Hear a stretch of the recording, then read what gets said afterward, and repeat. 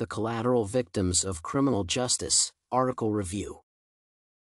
The article by Shaila Dewan is devoted to a prominent issue of the criminal justice system, CJS, that is, the collateral damage. Another issue, that is not included in the title, is concerned with the suggested bias of the system. It is illustrated through the lighter penalties for the corporate wrongdoers, the collateral damage of pursuing which can be considered too significant. Another illustration is the discrimination of CJS concerning African Americans. However, the key issue is still the damage that an individual can suffer and typically does suffer as the result of the flaws of the CJS and other institutions.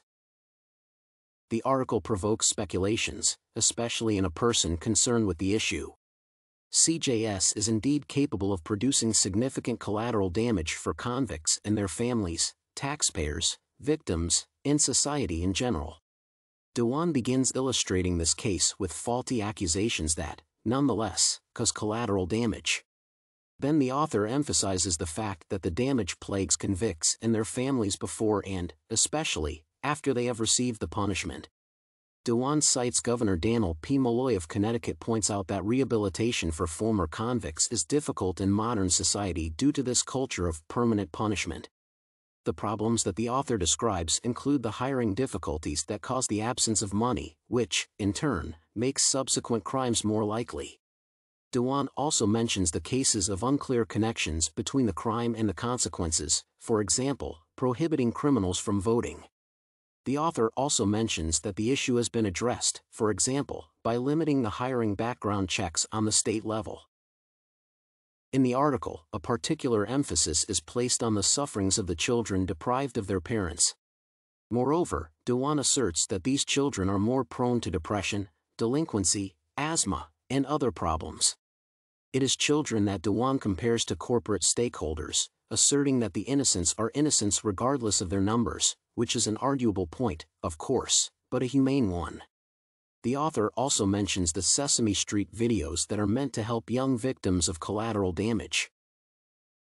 The strong points of the article include the fact that the author does not attempt to neglect the possible counterarguments. For example, the author agrees that the primary culprit in most situations, which are similar to the ones described above, is the convicted people who would be expected to take into account the collateral damage that their families would suffer. Apart from that, the article demonstrates the evidence of research. For example, the author tends to provide data concerning the steps that are being taken to rectify the issue.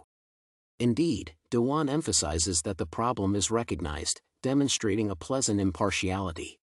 In general, while pointing out the flaws of the system, the author also emphasizes the flaws of society and, instead of searching for the guilty party, shows what can be done, and what is being done, to deal with the problem. Ethical dilemmas have always been correlated with criminal justice, and, just like any issue connected to ethics, relative and unstable as it is, they cannot be resolved in a single way. Instead, the system attempts to provide guidelines while the individuals involved in criminal justice do their best to consider all the aspects of a case. The question of the extent of their success will always remain open. Levshin, for example, suggests utilizing cost-benefit analysis in the situation of a dilemma. Heck devotes an article to the protection of children that includes collateral damage mitigation and mentions the creation of a national database for collateral damage that should provide the cases for study and possible policy development.